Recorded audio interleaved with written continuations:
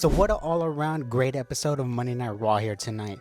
Tonight we have so much going on. We're gonna get started here first with main event Jey Uso. Main event Jey Uso won the IC title last week, and he came out here to have a little, one-on-one conversation with the entire crowd. He talked about how this was such a struggle for him to even win, to even be in this predicament, to be a singles champion, that no longer he is a twin.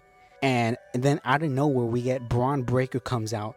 Bron Breakker says Jey Uso essentially was the better man, and he comes out and he shakes his hand, and that's it. He tells him, I'm not going to spare you. I'm not going to attack you. I just came out here to let you know that I respect you. And Jey Uso likewise told him there's a lot of dogs here tonight.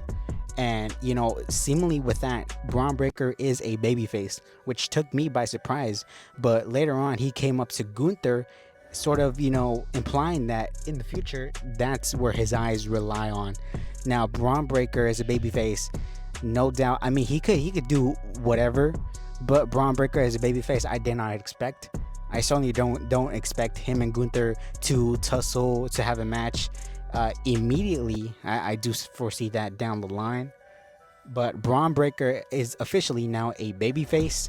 We also got CM Punk and Drew McIntyre. They had their official last face-to-face, and let me tell you, this promo, they had the cell surrounding them, and for the first time in a long time, the Hell in a Cell feels like an actual Hell in a Cell. And these men, they were cutting promos here. It wasn't going to get physical here tonight, but Drew cut a promo saying that basically my hatred of you ends at Bad Blood with you. And Punk came out, cut a fantastic promo, probably one of Punk's best promos. I told him, every time I see you, Drew, hatred comes over me, and I've been in a hotel for 4 weeks because I don't want my wife to see the kind of man that I've become. And these two men, I mean, this is the only logical sort of end for these two men. It's been damn near a year since these two men have started their feud, and I foresee that they need a main event this pay-per-view, this Bad Blood pay-per-view,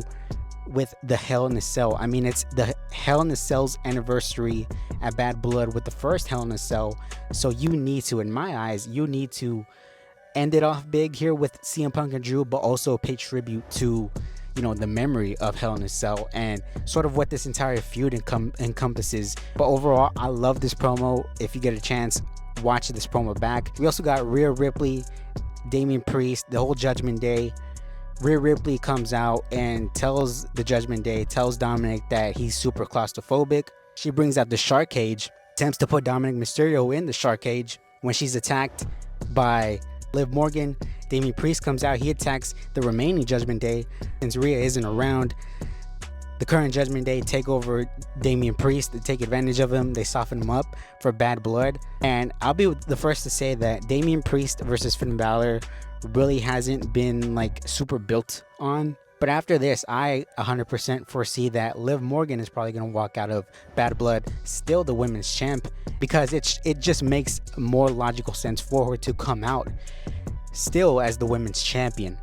So Sami Zayn and Gunther had a promo here where Sami Zayn really dug into Gunther, and Gunther essentially told Sami that, listen, the reason I don't want to challenge you is because of sort of the fear of losing towards you. He said, when I lost at WrestleMania 40, I flew my family out too, and as soon as I lost that match, my father walked up to me and told me that how could I lose to a bum like Sami Zayn? And that, he got disowned for that, and he told Sami that, your family expects you to be a failure. My family expects me to be greatness, so I can't lose to you. And Sami Zayn, in many words, called him a coward and told him that his father knows that not only is he a coward, but he's a liar. And this was enough to set off Gunther. He attacked Sami, and he told him, you know what?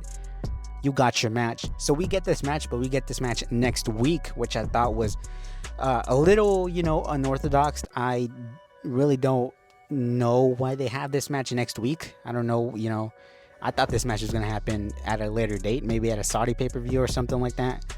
But we have this match here next week. And now for the main event, Bronson Reed against Braun Strowman. They built this match up as the Battle of the Monsters, the last monster standing match. And this match was chaotic. This match was super fun. They had the guys go through the barricade and take out the first section of the fans. They had security get taken out. They had the ring collapse, which you could foresee that these two big men were probably going to end up breaking the ring. And as soon as Bronson Reed gets up, we see a mysterious figure come around, and it's Seth freaking Rollins. Seth freaking Rollins makes his return here tonight on Monday Night Raw, helps Braun Strowman pick up the W against Bronson Reed, and Seth Rollins is back against Bronson Reed. Seth Rollins, I didn't expect him for another 2 or 3 months, you know, so the fact that he's here already 2 to 3 months earlier than I expected him is very surprising to me. I'm sure we're going to get a Seth Rollins Bronson Reed match, and when that match happens, Bronson Reed needs to take that W 100%. Bronson Reed is an absolute, you know, superstar now on Monday Night Raw, and he needs to cement that by taking the first W against Seth Rollins here. Overall, a solid go home show. I know I'm missing a couple things here. The New Day stuff was really intriguing as well. Let me know what you guys thought of Monday Night Raw down below. This is the go home show for Bad Blood this Saturday. We'll be here covering Friday Night SmackDown, Bad Blood, everything. And with that, I am out. Have a good one, and I'll see y'all later.